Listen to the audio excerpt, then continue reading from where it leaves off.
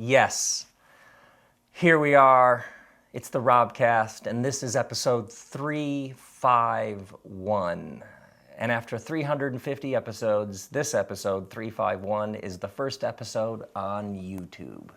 So it's a whole new world here, my friends. And this episode is called Still the Son of a Judge. Because that last episode, a couple months ago, was called Son of a Judge. And I told you about my dad dying in June and what it was like to go to Michigan for the funeral and for the burial. And who knew? I had no idea what this past 2 months were going to be like. Because in my first job, I used to conduct funerals. That was part of my job. I would go to the hospital and visit people who were dying, and my job was to try and help people as they faced their own death. But I had no idea what this was going to be like. And I'm only 2 months into it. But grief like has no regard for our timetables. Like your heart gets ripped open and you experience this loss. And there's something about how the mind relates to grief, or your mind is endlessly creating these templates and timetables, like we should be farther along by now, or this is how long this is going to take. And you have no idea. You just have no idea. Like at random moments, I'll feel tears welling up, or in the middle of the night, I'll be woken up with this like sudden realization he's gone. But I know this, but yet I'll feel it in some entirely new way. So as opposed to this experience that I had always sort of had this understanding that like it passes through you and then you keep going, this is now like a new reality. He was here and my father is no longer here. There's this great novel I just read a couple of weeks ago by this excellent, really, really good writer, Kristen McGinnis. She wrote this novel called Live Through This. And it's new. I think it's just coming out now. But this one character, Yvette, says to this other character, Jane, and they've both gone through terrible loss, which I think I'm giving the novel away if I tell you that. But page 275, for those of you keeping track at home. This one character says to the other character, grief isn't linear, Jane. It just shows up when it wants to, however it wants to. Those memories, those moments. Oh, God, when I read that a couple weeks ago, grief isn't linear. It just shows up when it wants to, however it wants to. I had no idea that suddenly my father would be like right, present with me, like almost out of nowhere. And the grief of he was here and now he isn't. Yeah, grief has no regard for our timetables. I was at my favorite pizza restaurant, Air Pizza, and Terry, the owner, we're catching up just recently. And what was this, 2 weeks ago? And I was like, yeah, my dad died a couple weeks ago. And Terry, he was doing that thing where they twirl the dough to literally make the pizza, and he's got all that white powder all over him. He immediately comes out into the middle of the restaurant and hugs me, and he says, my mom died 2 years ago. And he says, some days I just curl up on the floor and cry. Oh, and so I'm hugging Terry, the owner of Air Pizza, in the middle of the pizza restaurant. Yeah, there's something universal about grief. It shows up whenever it wants, and it connects you. Because I got these instincts. They've built up over a number of years where to just make sure that I'm the strong one, to make sure that I'm the capable one. So honestly, when my dad first died and people were like, I'm so sorry for your loss, I would say these things about relief because at the end, his condition made him miserable. It was very, very difficult for everybody around him. So I would do this thing about, we've been saying goodbye for 5 years, ever since his diagnosis. I would say stuff about, the biggest feeling was relief. Or I honestly, second layer of honesty, third layer of honesty here, I would have this like, oh man, they should give their sympathy to somebody who really needs it. Like, my situation isn't that difficult. My dad died, yeah, but I would have all this like just clutter, this sort of static in there. But when I began to see it and see that and see how it was like actually in the way.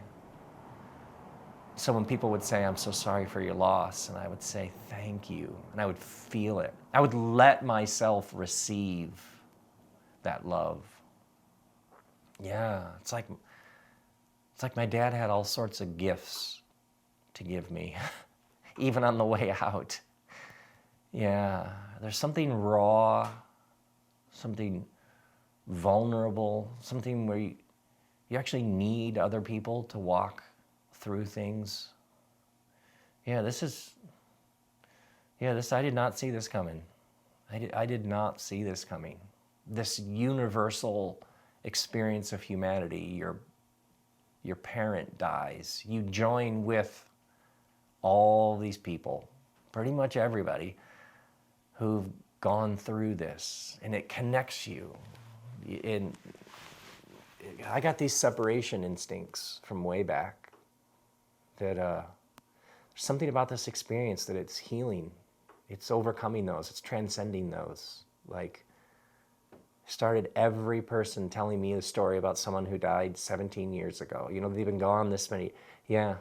It's only been 2 months, but, and this idea that like you just pass through it and you move on. Yeah, you do. You move on. Yeah. And nothing's the same again. All these things happen at the exact same time. Yeah, I did not see this coming. My dad was, he was an extraordinary force of nature. He was also complicated, and things between us. There were periods there where it was super complicated. It was dodgy and dicey and wasn't that good. Other times it was great, but times when it wasn't that good. And if you'd asked me, I'd say over the past 10 years, because my father's voice, and there's something universal about that, your father's voice. Your mother's voice is different, but there's your father's voice on your shoulder. If you'd asked me what the voice was, I often experienced, because it's all in your head, however real it is, it's also the voice in your head, your father's voice in your head. I would have told you, he kind of wonders why I made the choices I made. He's kind of watching me going, huh? What? What are you doing? I don't get it. What are you up to again? Hi, huh? I'm telling you, when he died, something happened, and his voice shifted. There's some communion with his spirit. His voice shifted, because I could always make him laugh. No matter what we were going through, I could always make him laugh. And it was always one of the great thrills of my life, was to say something or do something that got him laughing. I could always make him laugh. And he loved to laugh. And he loved to laugh at me, especially if it was something somewhat clever or weird or something involving words or some allusion to something way far back, that like a deep cut, you know what I mean? Like something not on any of the albums, like something that I could reach back and grab from way back in history and pull into the present and connect with something else somewhat obtuse and strange. If I could do that, he would just see what I'd done, and God, his laugh is the best. But there's something that happened when he died. I began to experience him as not needing me to be anything. He could just be present. And I experienced him laughing and smiling and being like almost like riding shotgun, just along for the ride and loving it, just loving it. Because we life beats us up. We experience all sorts of pain and heartache. We get shot at, and so we often we don't even realize we're doing it. We need the people around us to be certain things. We need our kids to be certain things. We need them to present themselves a certain way, to be this accomplished, successful person, whatever it is.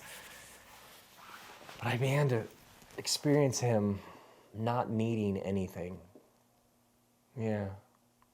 Which, of course, another of the gifts he gives on the way out then is taking me back through my own life and the people I love the most and setting them free from needing to be anything for me. Yeah. So there is a presence in absence. This person is gone, but they're more present than ever. I did not see this coming. Instead of him looking at my life like, what? I picture him being like, all right, yeah. I even have pictured him going, yeah, I don't quite get that, but all right, you're going for it. Love it. Whatever that is, love it. Like he's in the front seat. Like, wait, this car's electric? What? All right. Like he's just up for it. He's just, okay, yeah. He doesn't need anything other than just the joy of being together. Yeah. Who knows how grief can change things like that.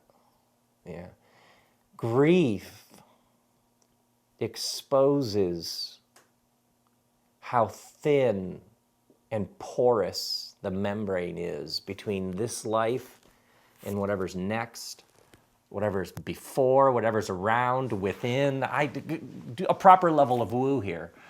How is it that somebody can be present and then they die and suddenly, literally suddenly, they are more present to you than ever? They take up even more heart space. They seem to be giving even more gifts than ever. Their spirit is an animating source of energy more than ever. I mean, obviously, for thousands and thousands and thousands of years of the human experience, there have always been those people in the group, the family, the tribe, who were connected beyond simply this body in this space and time. There have been those people who seem to move freely, seem to be able to communicate, seem to know before, after, around, between, betwixt. Yeah. But I had no idea that his death would shatter, would pummel, would blast open so many of my understandings. What this is, what that is, what then is, what now is. Yeah, who knew? Who knew? Yeah, but I picture him. He's smiling. He never listened to the ROBCAST. He did, even if I like, oh yeah, there's gonna be this thing, I'm gonna film this thing talking about you after you die. He'd be like, what? But I just picture him laughing, like, okay, sounds good. Okay, whatever. He ate an apple every day. So he's just eating an apple. Yeah, I have this enduring image of him. It's an actual photo that somebody took when he was roughly my age, so in the 90s. Someone took a photo of him in the front of our rowboat. He's wearing a red plaid shirt, a baseball hat, and he's eating an apple, and he has this huge smile on his face. He's laughing about something. Hopefully, I'm assuming it's some joke I told. But if you would have told me, out of our 52 years on planet Earth together, all the things I went through with my father, the good, the bad, the awkward, the wonderful, all of it. If you'd have told me that the enduring image, when I think of him, the image is of him floating, literally floating in this rowboat, just holding an apple, laughing, there's a new happy Buddha on the scene, and it's my father. That's the image that the photo that my soul took the picture of. Yeah, I did not see that coming. I did not see that coming. Yeah, and in many ways, I'm still the son of a judge, but like more the son of a judge than ever. Like more the son of a judge. Like, who knew? Who saw that coming? I didn't.